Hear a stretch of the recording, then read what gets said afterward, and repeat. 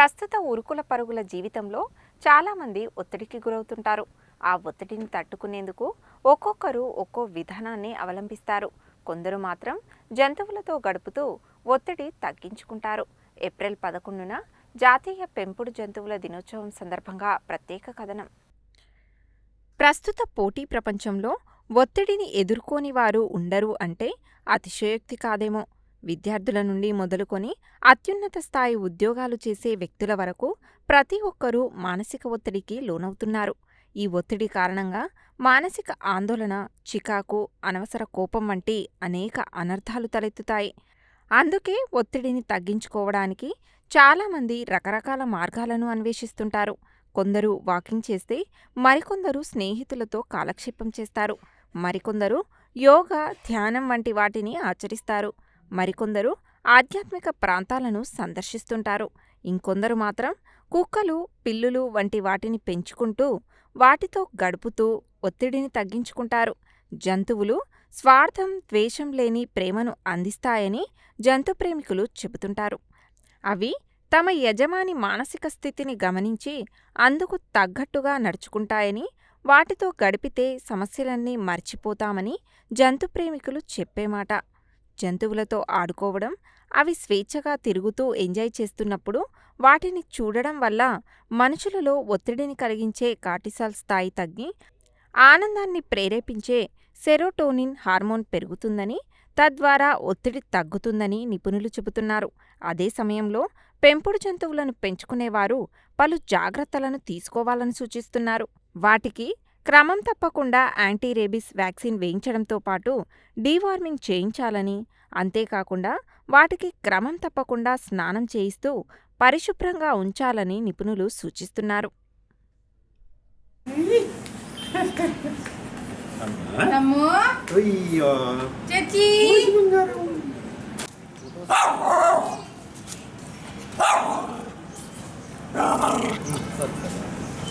World zoonosis day April 11 ఉంది. So దాని ప్రకారంగా నాకు ఆల్రెడీ 3 కుక్క పిల్లలు ఉన్నారు. సో నేను వాళ్ళని కుక్క పిల్లలు అనే పిలుస్తున్నాను, ఎందుకంటే నాకు వాళ్ళ పిల్లలతో సమానం. నా పిల్లలు ఎంత, వీళ్ళు కూడా అంతే. సో ఆల్మోస్ట్ చాలామంది పెట్ పేరెంట్స్కి కూడా ఇదే సంతోషం కుక్క పిల్లల ద్వారా వస్తూ ఉంటుంది. కుక్క పిల్లలు అనే కాదు, ఇన్ జనరల్ యానిమల్సే చాలా దేని అంటారు, మనసు చాలా ఓపెన్ మైండ్ ఉంటుంది. అంటే ఎటువంటి స్వార్థం లేకుండా, ఎటువంటి ఏమి ఇబ్బంది లేకుండా మనకి ప్యూర్ లవ్ ఇస్తూ ఉంటాయి. సో సపోజ్ నాకు ఎటువంటి టెన్షన్లు ఉన్నా, హాస్పిటల్లో ఎటువంటి ఇబ్బంది ఉన్నా సరే, నా కోసం వీళ్ళు వెయిట్ చేస్తూ ఉంటారు అని ఇట్లా పైకి రాగానే నా మీదకి ఎక్కుతూ ఉండి నాకు అంత ప్రేమ చూపిస్తూ ఉంటే నాకున్న టెన్షన్లన్నీ మర్చిపోతూ ఉంటాను. సో నాకు చాలా చాలా చాలా సంతోషాన్ని కలిగిస్తూ ఉంటాయి. అండ్ యాజ్ పెట్ పేరెంట్ నేను పెట్స్ని పెంచుకుంటూ ఉండే జాగ్రత్తలు తీసుకునేది ఏంటి అంటే, వాటికి రెగ్యులర్గా స్నానాలు అట్లీస్ట్ 2-3 డేస్కి ఒకసారైనా స్నానాలు చేపిస్తూ ఉండాలి. ఎందుకంటే బయటంతా తిరుగుతూ ఉంటారు కాబట్టి. రెగ్యులర్గా బ్రష్ చేస్తూ ఉండాలి. అట్లీస్ట్ ఆన్ వీక్లీ బేసిస్ అయినా వాళ్ళకి సపరేట్ బ్రష్లు, పేస్తూ ఉంటాయి, అవి చేయిస్తూ ఉండాలి. తర్వాత బయటకు వెళ్ళి వచ్చిన తర్వాత వాటి పాస్ క్లీన్ చేయడం కానీ, మూతి క్లీన్ చేయడం కానీ, ఇట్లాంటివన్నీ చేస్తూ ఉండాలి. చెవుల్లో జూలు ఉండడం వల్ల ఇన్ఫెక్షన్స్ వస్తూ ఉంటాయి. సో అట్లీస్ట్ వీక్లీ బేసిస్ మీద క్లీన్ చేసుకుంటూ ఉండాలి. సంవత్సరానికి వ్యాక్సినేషన్స్ ఉంటాయి. వ్యాక్సినేషన్స్ అనేవి డాక్టర్ దగ్గరికి వెళ్తే వాళ్ళు వేస్తారు.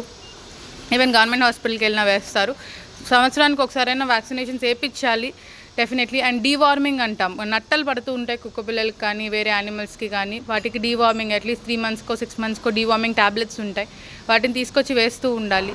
ప్లస్ నార్మల్గా కుక్క పిల్లలు కానీ ఏదైనా జంతువులు కరిచినప్పుడు, గీకినప్పుడు రేబీస్ అని చెప్పి ఒక జబ్బు వస్తుంది. సార్ రేబీస్ వచ్చిన తర్వాత మనం ట్రీట్మెంట్ ఇవ్వలేము. సో రాకుండా ఉండడానికి ట్రీట్మెంట్ ఇవ్వచ్చు. దానికి ఫస్ట్ థింగ్ మన వాటికి జంతువులు ఏదైతే పెంపుడు జంతువులు ఉన్నాయో వాటికి వ్యాక్సినేషన్స్, రేబీస్ వ్యాక్సినేషన్స్ ఇప్పించాలి. తర్వాత ఒకవేళ మీకు కుక్క కానీ బయట కుక్క కానీ ఏదైనా కరిచినట్టు లేదా గీకినట్టు అనిపిస్తే ఫస్ట్ ఆ ఏరియాని బాగా వాష్ చేసేసుకొని వెంటనే వెళ్ళి యాంటీ రేబీస్ వ్యాక్సినేషన్స్ ఉంటాయి. మీకు ప్రైవేట్లో అయినా దొరుకుతాయి, గవర్నమెంట్లో అయినా దొరుకుతాయి. అక్కడికైనా వెళ్ళి వేయించుకోవడం బెటర్. ఎందుకంటే అది ఒకసారి వచ్చిన తర్వాత అది దానికి డెత్ ఒకటే, అంటే చావు ఒకటే దానికి ఎండ్ ఉంటుంది. సో రాకముందే ట్రీట్మెంట్ తీసుకోవడం బెటర్. జూనోసిస్ డే అనగంటే యానిమల్స్ డే గురించి మనం ఉంటుంది. Actually I'm kind of pet lover అండి. డాగ్స్ కానీ, కొన్ని బర్డ్స్ కానీ, ఫిషెస్ కానీ నేను పెంచుకుంటాను. ద మెయిన్ రీజన్ మనము యానిమల్స్ లైక్ హౌస్ పెట్స్ పెంచుకోవడానికి రీజన్ ఏంటంటే it's kind of stress relief ఉంటుందండి.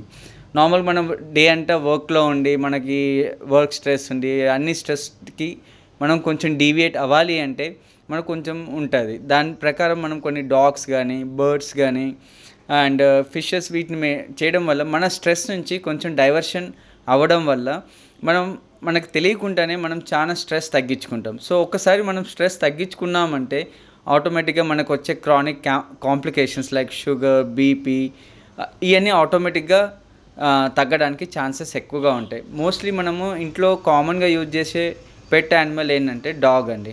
Dogs are the humans best friend. ఆ డాగ్ వల్ల మనకి మన మూడ్, ఫీలింగ్స్ కానీ అవి ఈజీగా అర్థం చేసుకోగలుగుతాయి. సో డాగ్ ఎవరు పెంచుకున్నా వాళ్ళు కొన్ని ప్రోటోకాల్స్ అనేది పాటించాలి. మెయిన్ ఇంపార్టెంట్ థింగ్ ఏంటంటే అండి, డాగ్స్ పెంచుకున్న వాళ్ళు రెగ్యులర్గా డాగ్ వ్యాక్సినేషన్ అనేది ఇప్పించాలి. సో దానివల్ల ఏంటంటే డాగ్ ఒకవేళ బై మిస్టేక్ మనకి స్క్రాచ్ చేసినా, అన్ఇంటెన్షనల్గా అది బైట్ చేసినా అప్పుడు మనకి ర్యాబీస్ అనే వైరస్ రాకుండా హెల్ప్ అవుతుంది వ్యాక్సినేషన్ వల్ల. ఇంకోటి వచ్చి ఆ డాగ్స్కి వచ్చి డీవార్మింగ్ అనేది చేయాలి. ఎవ్రీ 3 monthsకి ఒకసారి డాగ్ డీవార్మింగ్ అనేది చాలా ఇంపార్టెంట్. సో దీనివల్ల డాగ్ లైఫ్ ఎక్స్పెక్టెన్సీ కూడా మనకి బాగా పెరుగుతూ ఉంటుంది. సో దాంతోపాటు దాన్ని రెగ్యులర్గా బాత్ చేపించడము ఇవన్నీ చేయడం వల్ల దాని ఓవరాల్ హెల్త్ ఇంప్రూవ్ అవుతుంటుంది. అండ్ మోర్ ఓవర్ ఇప్పుడు వచ్చేది సమ్మర్ సీజన్. ఈ సమ్మర్ సీజన్లో వాటర్ షార్టేజ్ అనేది చాలా ఎక్కువగా ఉంటుంది. మెయిన్గా మనకి బయట బర్డ్స్కి చూస్తుంటే మనకి వాటర్ లేక చాలా బర్డ్స్ చనిపోవడం ఇవన్నీ చూస్తున్నాం. సో నేను అందరికి చేసే రిక్వెస్ట్ మీరు ఒక చిన్న cup or bowl of water మీ ఇంటి బయట పెట్టండి. ఐదర్ డాగ్స్ కానీ బర్డ్స్ కానీ సమ్ కైండ్ ఆఫ్ క్యాట్స్ ఇవన్నీ వాటి వల్ల చాలా హెల్ప్ అవుతాయి వాటికి. సో వాటికి ఈ సమ్మర్ సీజన్లో బతకడానికి చాలా హెల్ప్ చేస్తాం. ఇండైరెక్ట్గా మనం హెల్ప్ చేసినట్టు ఉంటుంది. సో చాలామందికి ఏంటంటే అండి, డాగ్స్ పెంచుకుంటే అస్తమా వస్తుంది, ఇది వస్తుంది అనే డౌట్ కొంతమందికి ఉంటుంది. బట్ డాగ్లో వల్ల అస్తమా రాకుండా ఉండడానికి ఛాన్స్ ఎక్కువగా ఉంటుంది. రెస్పిరేటరీ సిన్సిషియల్ వైరస్ అనేది డాగ్లో ఉండదు. సో దానివల్ల అస్తమా అనేది కూడా రాకుండా ఉండడానికి ఛాన్సెస్ ఎక్కువగా ఉంటాయి. సో మై పర్సనల్ ఒపీనియన్ ఏంటంటే అండి, పెట్స్ ఉండడం వల్ల మనకి చాలా స్ట్రెస్ రిలీఫ్ అవుతుంది. మనకి రెగ్యులర్ డే నుంచి డైవర్షన్ అనేది చాలా ఇంపార్టెంట్ అండి. ఈ పెట్స్ వల్ల మనకి చాలా స్ట్రెస్ రిలీఫ్ విచ్ ఈస్ ఇండైరెక్ట్గా మనకి హెల్ప్ అవుతుంది. Thank you.